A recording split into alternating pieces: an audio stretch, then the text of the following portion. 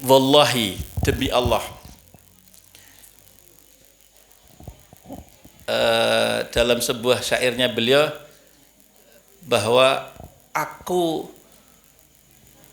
saya lupa syairnya ya dalam bahasa Arab, yang artinya itu seperti ini, orang yang sebagus kau ya Rasulullah, saya yakin tidak pernah lagi ada seorang wanita yang bisa melahirkan. Ada yang bisa hafal enggak syairnya? Terus dia mengatakan wa ajmalu minka kalian talidal nisa'u wa ajmalu minka ya khuliqta mubara'an min kulli aibin ka'annaka khuliqta kama tasha'u. Orang yang sebagus kamu ya Rasulullah, saya yakin tidak akan ada lagi wanita yang mampu melahirkan seperti kamu. Khuliqta mubara'an min kulli aibin, kamu ini dicipta tidak ada jeleknya sama sekali. Semua pas, semua luar biasa. Ka'annaka khuliqta kama tasha'u. Sepertinya kamu ini diciptakan seperti pesanan. Seperti pesanan, seperti kamu milih sendiri gitu. Jenengan kira wajah jenengan pesen apa mboten, Pak? Masa wajahnya pesen? Napa bapak ibu kita ndak ben pesen wajah kita? Mboten ta, Bu nggih? Wis pokoke lahir terima wae. Irunge ngene ya diterima. Mripate ngene ya diterima nggih mboten? Ya. Kanjeng Nabi niku sempurna. Sepertinya wajahnya itu pesenan. Kenapa sempurna? Alisnya sempurna, hidungnya sempurna, matanya sempurna, napa niki idepe sempurna, pipinya sempurna. Ka'annaka khuliqta kama tasya'u. Sepertinya kamu diciptakan itu sesuai dengan keinginanmu. Allahumma shalli ala sayyidina Muhammad. Itu Nabi Muhammad SAW. Disebutkan dalam riwayat Bapak Ibu yang mulia Sayyidina Abdullah bin Abbas radhiyallahu taala anhuma, beliau mengatakan, aku melihat bahwa di dalam Rasulullah SAW itu ada 9 alamat, 9 tanda kerasulannya sebagai 9 tanda kelebihannya. 9 alamat.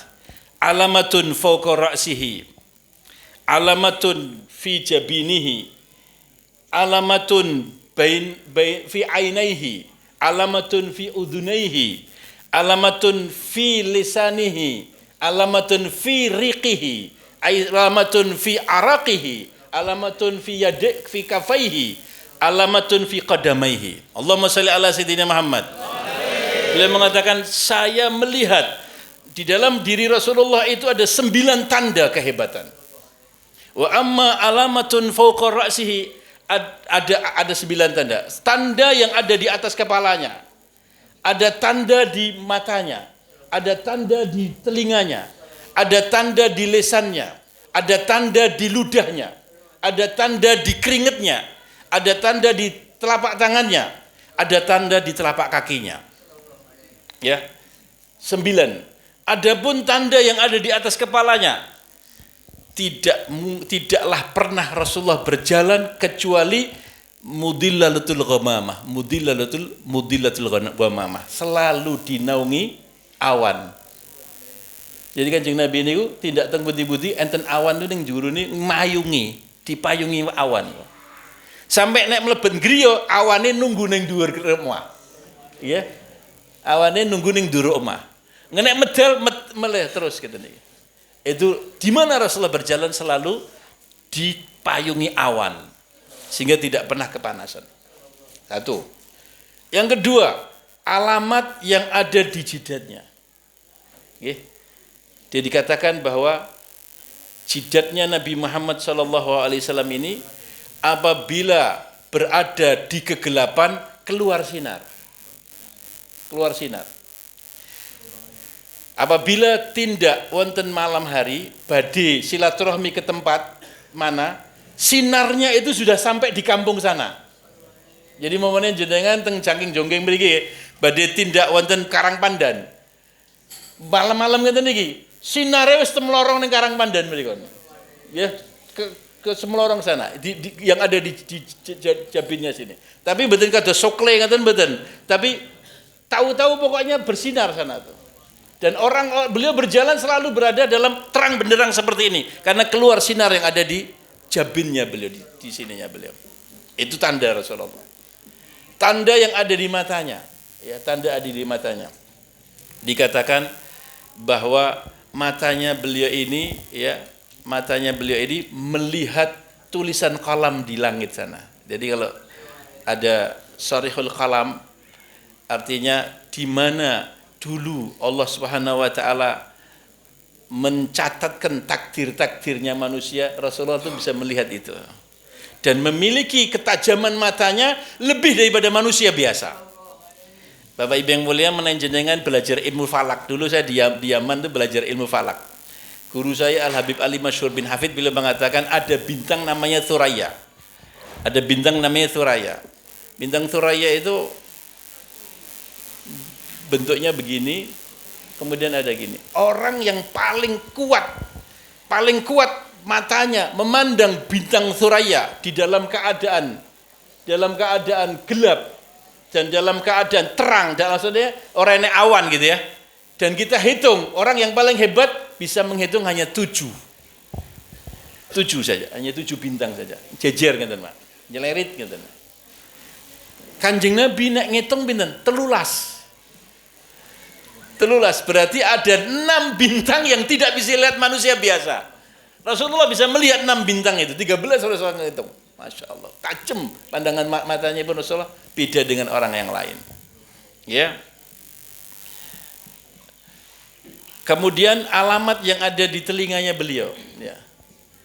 Ya, alamat yang ada di telinganya beliau, bahwa telinganya beliau bisa mendengar, ya, mendengar suara binatang apa saja dan bisa memahami daripada binatang.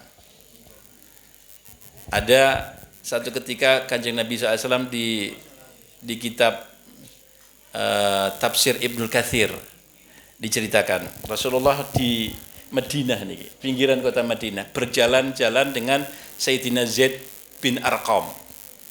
Berjalan dengan Sayyidina Zaid bin Arqam di pinggiran kota Madinah. Tahu-tahu ada suara memberi salam. Assalamualaikum ya Rasulullah. Sampai kayak nangis. Suara itu menangis tapi memberi salam. Rintihan-rintihan. Assalamualaikum ya Rasulullah. Assalamualaikum ya Rasulullah. Nangis. Rasulullah tahu itu. Sayyidina Zaid bin Arqam bingung. Iki sapa lagi saya ngomong iki. Ternyata Rasulullah menghampiri napa menika ghazalah. Kijang, menghampiri kijang. Kijang betina. Kijang itu kidang ya Pak, ngene kidang. Menghampiri kidang. Kidang niku dikurung. Dikurungi wonten mriku niku. Kidang ini ketika Sayyidina Sa'ad bin Arqam, sungguh saya mendengar kidang ini memberi salam kepada Rasulullah SAW.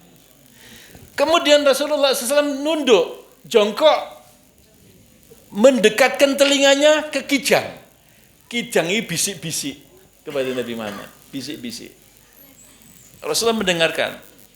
Ya, Bapak Ibu yang mulia, ini satu pelajaran. Pelajaran apa? Kanjeng Nabi, ya, diceluk istilahnya, didangu karo kidang rawuh, menghargai seekor binatang, gitu. Tapi kadang-kadang kita ini diundang sama orang, nek wong miskin ndak mau gelem teko, nek wong sugih ra diundangi gelem teko, malah menawar-nawari, ya, tidak menghargai orang kadang-kadang. Wa iyadzubillah. Mudah-mudahan Allah ampuni dosa kita. Saya diundang sama Ustaz Soleh Masrur ini sering, tapi kebetulan tidak pernah bisa datang. pas ada acara-acara. Terakhir saya sakit, tidak bisa datang lagi juga, Masya Allah. Minta maaf Ustaz. Jadi Kanjeng Nabi itu diundang kijang saja datang. Ya. Sampai istaka, artinya kijang ini sambat kali Kanjeng Nabi di pidang ngetaken kalih Kanjeng Nabi sambatipun kijang. Kanjeng Nabi ngendika kalih Sayyidina Zaid bin Arqam, iki kijang sambat, kidange sambat. Dhek ngomong karo aku. Nek dhek dicencang neng kene wis 3 dina. Padahal dia duwe anak 3 neng nggon hutan. Dia mikir karo anake. Neng kene ditangkep karo sing di omah iki ora dibeleh. Ora diculke. Jadi dia merasa mubazir aku iki. Neng kene ora dibeleh ben manfaat, utawa diculke ben aku iso nyusui. Maka dia minta solusi saya. Kata Rasulullah. Dia minta solusi saya. Maka Rasulullah mengatakan, "Hei Kijang, kowe tak uculi. Ya, kowe tak uculi, kowe cepet-cepet melayu susun anakmu, ya. Susunono nggih. Pripun? Susonono anakmu. Kowe melayu cepet susonono anakmu. Ya. Bar kuwi wis susono, mbok susoni, bar kuwi iku wis wareg, cepet-cepet balik nang kene. Tak taleni neh, sebab kowe kuwi nggone wong kuwi, dudu hakku. Janji apa ora? Nggih, Kanjeng Nabi, janji. Wis kowe tak tunggu kene. Akhirnya dicopot oleh Kanjeng Nabi. Anunya lari dia Kijang. Dia mengatakan, saya takut kalau saya melenjani janji mengki kula diazab kali Gusti Allah sepun janji kali panjenengan Kanjeng Nabi. Kidange wedi kali Kanjeng Nabi ya. Melenjani Kanjeng Nabi wedi awake dhewe malah melenjani terus. Kijange melayu ditenggo kali Kanjeng Nabi. Setelah nyusoni anake balik lagi. Balik dia. Balik tepat janji diikat lagi Rasulullah. Ketika diikat Rasulullah mau keluar meninggalkan tempat itu, yang punya datang dari hutan. Assalamualaikum. Waalaikumsalam. Kanjeng Nabi sampun pinten saat panjenengan wonten mriki? Ya sadok sauntara aku ning kene iki.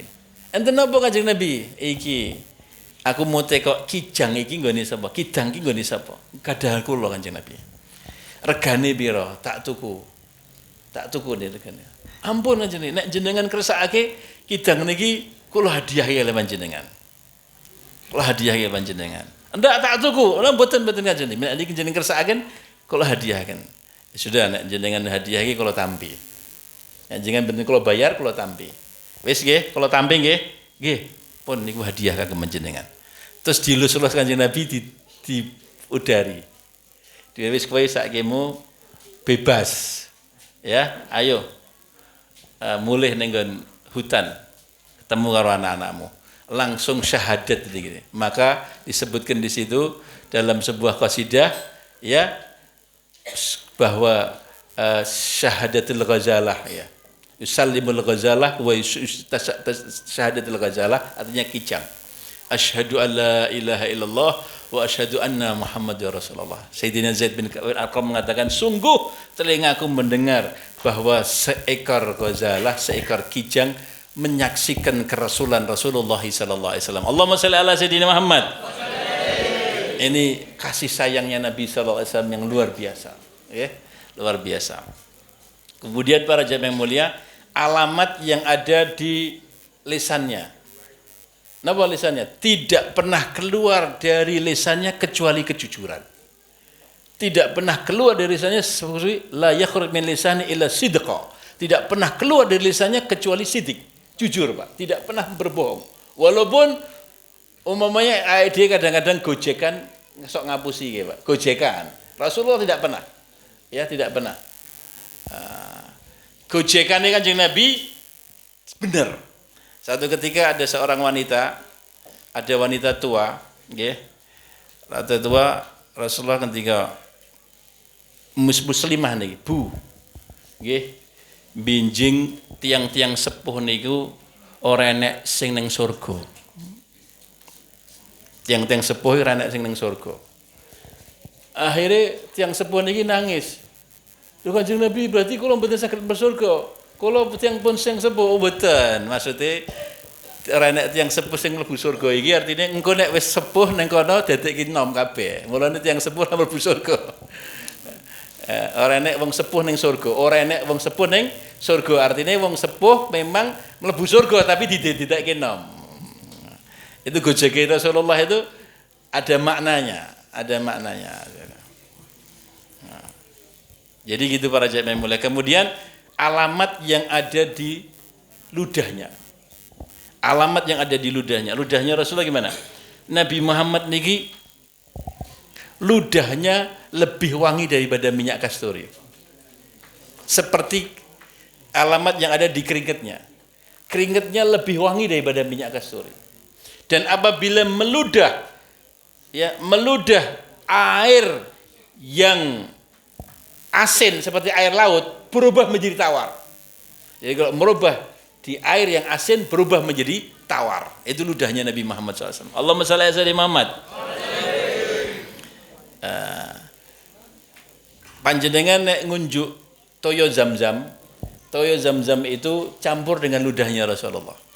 Karena Rasulullah pernah nimba air Zamzam, kemudian beliau meludah di timbanya itu. Diludahi, dimasukkan lagi. Beliau mengatakan, ini untuk barokah umatku yang akan datang. Ini untuk barokah umatku yang ada datang. Maka dimasukkan lagi, Masya Allah. Maka air Zamzam itu memiliki kehebatan yang luar biasa. Bapak mulia, seluruh yang ada di bumi ini, yang ada hubungannya dengan Nabi mesti jadi mulia. Jadi apa saja yang ada di bumi ini, kalau ada hubungan dengan Rasulullah jadi mulia. Kosok wang sule, apa saja yang ada di bumi ini kalau jauh dengan Rasulullah jadi terhina juga. Maka kula lan mensami nek kepengin mulia harus berusaha celak kalih Kanjeng Nabi. Harus berusaha ada hubungan kalih Kanjeng Nabi. Cobi pada enggak? Ini menurut kitab ya. Toyo niku berderajat. Toyo niku berderajat. Saat ini kalau tangleti, toyo sing nopo sing derajatnya paling tinggi kira-kira. Toyo nopo sing derajatnya paling tinggi. Toyo nopo niku? Toyo sing medal saking astane Kanjeng Nabi.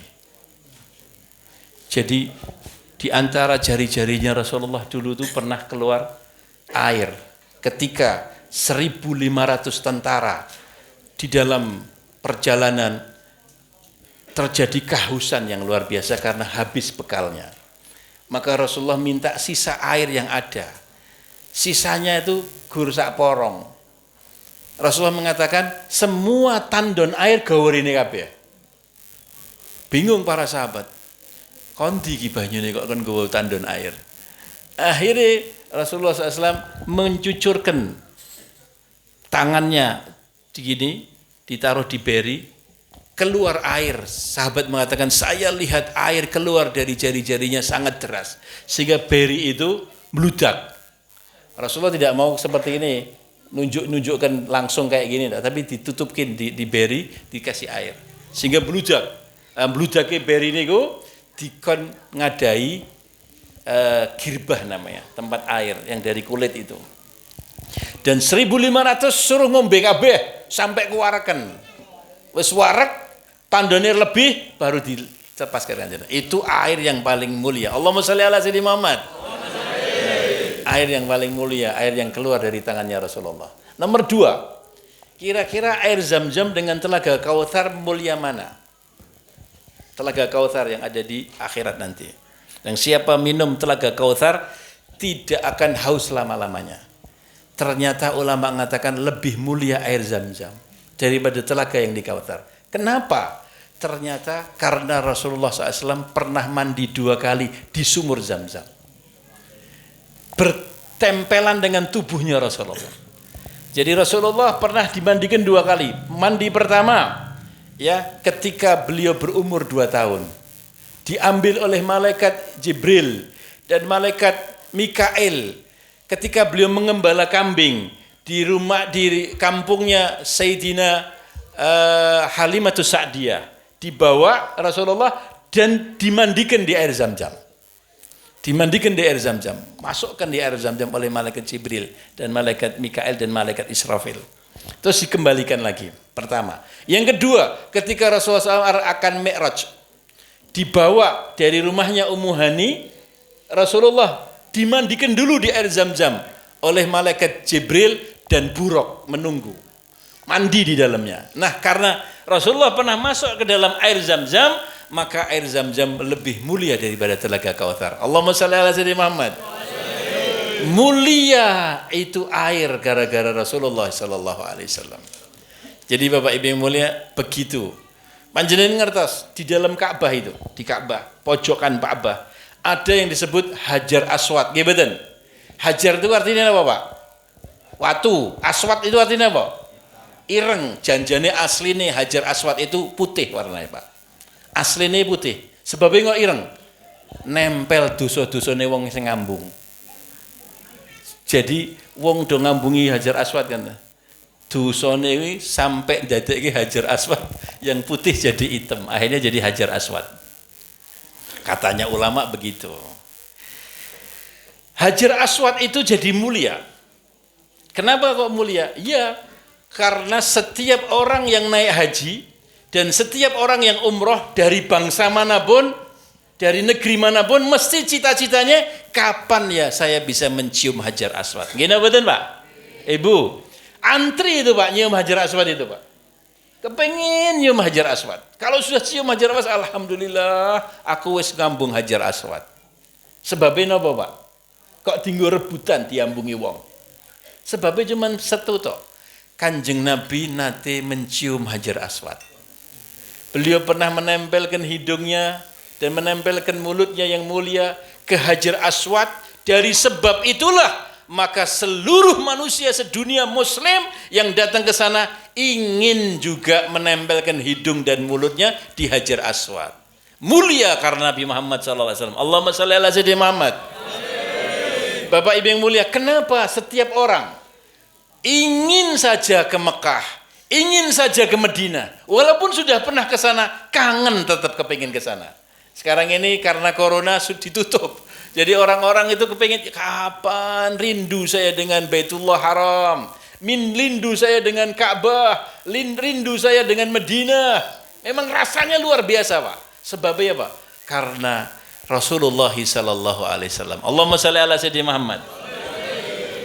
Dan tanah yang paling mulia di jagat raya ini adalah tanah yang memeluk jasadnya Rasulullah SAW di Madinah. Kuburan Kanjeng Nabi yang memeluk jasad Ibu Rasulullah itu tanah yang paling berharga. Mengalahkan tanah manapun juga itu. Karena memeluk jasad mulianya Nabi Muhammad sallallahu alaihi wasallam. Jadi itu Bapak Ibu yang mulia. Jadi orang itu kalau kepingin mulia mesti harus dekat dengan Rasulullah. Ini benda-benda. Kalau manusia bagaimana? Pertama, orang yang paling mulia adalah sahabat Rasulullah dan ahlul baitnya Rasulullah. Sayyidina Hasan, Sayyidina Husain, Fatimah Zahra, ya, istri-istrinya Rasulullah itu orang-orang mulia karena dekat dengan Rasulullah SAW. Sayyidina ashabunal awalun itu orang-orang yang dijamin surga. As-sabiqunal awalun minal muhajirina wal ansar walladzina taba'u bi ihsan radhiyallahu anhum wa radu'an. Orang-orang daripada sahabat-sahabat dari muhajir dan ansar, mereka semuanya dijamin oleh Allah Subhanahu wa taala dalam surga. Kenapa mereka menjadi orang yang diridhoi oleh Allah dan Allah ridha kepada mereka? Para jamaah yang mulia, ulama ini sepakat seluruh dunia, ahlu sunnah wal jamaah, sahabat Nabi Muhammad yang paling rendah. Nabi Muhammad itu punya 160.000 sahabat, Pak. 160.000. Nalika sedo sahabatipun 160.000. Ulama ngendika, sahabat sing paling rendah, ranking 160.000 berarti. Niku nek dikumpulke wali-wali kutub sak donya menang sahabat Nabi pangkate, Pak. Jadi mulai Syekh Abdul Qadir Jailani, Sultan Aulia, Syekh Bahauddin An-Naqsabandi, Sultan Aulia pada zamannya, Abdul Hasan Asyadli, Sayyidina Faqih Muqaddam Muhammad bin Ali Ba'alawi, Sayyidina Sinten Junaid Al-Baghdadi, gitu. Sayyidina Sinten mawalah yang orang-orang Hasan Al-Basri, Uwais Al-Qarni, itu ulama-ulama ahli kutub luar biasa. Nek dikumpulkan jadi satu wali-wali kutub itu dibandingkan dengan sahabat Nabi yang paling rendah, lebih mulia di sisi Allah sahabat Rasulullah SAW. Sebabnya apa? Ora isoh diganteni. pertemuan seseorang dengan Rasulullah ora iso diganteni, Pak. Pertemuan langsung. Sahabat itu siapa? Siapakah sahabat itu?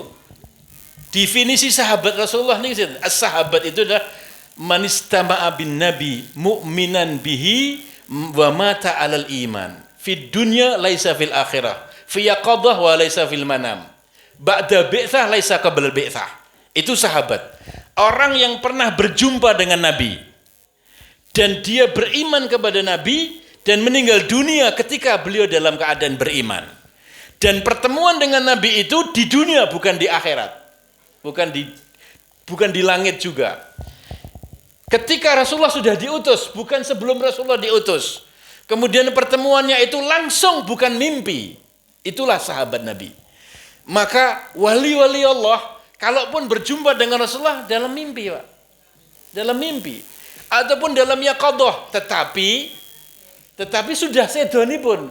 Laisa fi hayatihi ba'da mamatihi. Setelah wafatnya Rasulullah. Ya, setelah wafatnya Rasulullah, panjenengan saged mimpi. Ini hadis sahih. Bahwa Rasulullah bersabda, man ra'ani fil manam fasayarani fi yaqadah. Siapa yang man ra'ani fil manam faqad ra'ani haqqan. Siapa yang pernah mimpi berjumpa aku, sungguh dia berjumpa betul sama saya, kata Nabi. Wa inna syaitana la yumathilu bi, karena syaitan itu tidak bisa nyerupai saya, Pak, kata Nabi. Jadi jenengan mimpi ketemu bae belum tentu mbah jenengan tenan. Sok-sok mimbo-mimbo jin, mimbo-mimbo mbah jenengan. Tapi kalau wong jin utawa setan mau mimbo-mimbo Rasulullah mboten saged, Pak. Maka kalau jenengan mimpi berjumpa Rasulullah, yaitu ngajeng Nabi betul, kata Nabi sallallahu alaihi wasallam. Ya, tetapi dalam mimpi. Kalau para sahabat berjumpa dengan Rasulullah itu jumpa ketika aslinya Rasulullah SAW masih hidup. Tidak bisa digantikan. Kenapa? Cahaya nubuah, cahaya kenabian nembus di dalam hatinya para sahabat. Maka hebatlah orang itu. Ya, Bapak Ibu yang mulia, biasanya nek di dalam sekolah dunia saja itu diukur dari mana dia lulus, gimana Pak? Gurune sapa? Kan itu ukuran. Gurune sapa? Lah, sahabat Nabi renek sing ngalahke gurune Kanjeng Nabi ya. Enten dikalahke mboten, Pak? Tidak ada. Maka sahabat Rasulullah lebih mulia daripada aulia sholihin. Sebab ini apa? Rahasianya tadi berjumpa dengan Rasulullah secara langsung. Berjumpa dengan Rasulullah secara langsung. Pertama, yang kedua, para ulama, Pak. Para ulama. Ulama-ulama ini mulia di sisi Allah. Dunia dan akhirat dia mulia. Kenapa? Allah berfirman dalam Al-Quran, syahadatnya dari Allah. Sertifikatnya dari Allah kalau ulama itu mulia. Yarfa'illahu alladhina amanu minkum walladhina utul ilma darajat. Allah mengangkat derajatnya orang-orang beriman di antara kalian. Dan orang-orang yang diberi ilmu akan ditingkatkan beberapa derajat dibandingkan dengan orang iman yang awam. Derajat lebih tinggi derajatnya. Sekarang saya mau tanya, kenapa ulama itu dimuliakan oleh Allah? Bahkan nanti di akhirat. Di akhirat, Pak, sing isoh memberi syafaat itu diantaranya para ulama. Jadi ulama kuwi isoh nyangking anake, isoh nyangking bojone, isoh nyangking dulure kalau dia ingat, ya. As-syafa'atu lil anbiya, thumma ulama, thumma syuhada, ngene. Sing isoh ngai syafaat engko ning akhirat tu para nabi, para ulama lan para syuhada. Tiga itu yang bisa memberi syafaat. Sekarang saya tanya, kenapa ulama itu kok mulia seperti itu? Sebabnya satu, Pak. Ngopo? Mewarisi ilmu Nabi Muhammad. Itu rahasianya. Dia pewaris. Pewarisnya Kanjeng Nabi. Jenengan bisa dikatakan tahu, Pak, kalau enek iki pewarise Raja Solo, kira-kira mulia mboten? Mulia. Pewarise raja dia. Pewarise raja Inggris. Wah, berarti luar biasa itu orang. Ini pewarisnya Nabi Muhammad. Allahumma shalli ala sayyidina Muhammad. Di akhirat dia akan mulia. pewaris Nabi Muhammad. Tapi ulama yang bagaimana? Ya ulama yang mewarisi tenan, mewarisi ilmu nih, mewarisi sifatnya, mewarisi akhlaknya, mewarisi tumindae gitu. Itu ulama yang asli, yang dia punya ilmu dan mengamalkan ilmunya. Pewaris Rasulullah sallallahu alaihi wasallam, maka mulia dia. Bahkan ulama yang mewarisi Rasulullah itu ning kuburan saja, Pak, ning kuburan. Nek jenengan dudah, mang jenengan dudah nek wis 20 tahun apa 20 tahun apa 50 tahun, itu badannya mesti utuh. Ora kepangan rayap, ora kepangan set ning jero kuburan. Sebabnya apa? Sebabnya di dalam tubuhnya ada kalimatullah. Di dalam tubuhnya ada firman-firman Allah. Di dalam tubuhnya ada ilmu-ilmunya Rasulullah. Sehingga set mawon binatang-binatang itu tidak berani mendekati. Bapak Ibu yang mulia, nek wong kuwi nganggo akal. Beragama juga dengan gunakan akal. Menunjukkan kebenaran Islam. Jelas.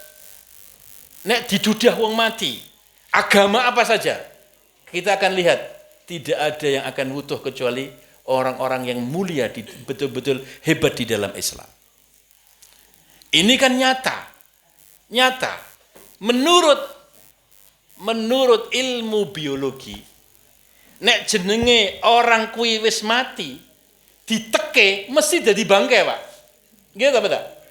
Wong mati diteke mawon, ya mesti mambu to. Mesti busuk to. Karena dalam tubuh kita ini ada bakteri, Pak. Dalam tubuh kita ada bakteri. Dia akan memakan tubuh kita sendiri di bakteri ini.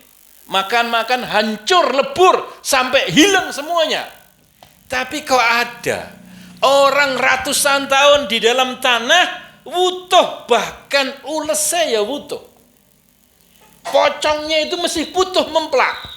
Tidak disentuh apa-apa. Nek dibongkar, kaya lagi wae dikubur. Ijik resik, ijik bagus. Ijik resik, Masya Allah. Kan ini menunjukkan bahwa kebenaran Islam, Pak. Gimana? Atase menungso kok iso wutuh. Berarti apa, Pak? Berarti bilih set bakteri, cacing-cacing itu juga tunduk dengan Allah. Ora wani dekati karo wong-wong sing dalam tubuhnya ada ayat-ayat suci Al-Quran. Dalam tubuhnya ada ilmu-ilmunya Rasulullah SAW. Atase binatang itu faham. Berarti dia jadi kawulane Gusti Allah juga. Muga-muga para jamaah yang mulia, dari ini kita sadar. Pupung kita jek urip niki, Pak. Pupung jek urip padha sadar sangu mati nalika sowan kali Gusti Allah ben duwe sangu. Nggih, di sangu sing kathah. Nek wong jenenge berpergian jauh, ora mulih-mulih, nek sangune kathah lan enak Pak nggih ta. Nek jenengan lunga sangune sithik kira-kira tenang napa mboten? Susah napa mboten? Tindak teng Jakarta nggih, sangune gur 5.000. Nggih. Tikete ditukokke anake. Bu, niki tiket. Nggih, niki tiket. Pun enten tikete.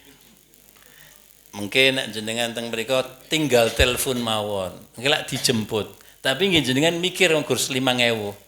Gitu. Nek arep jajan.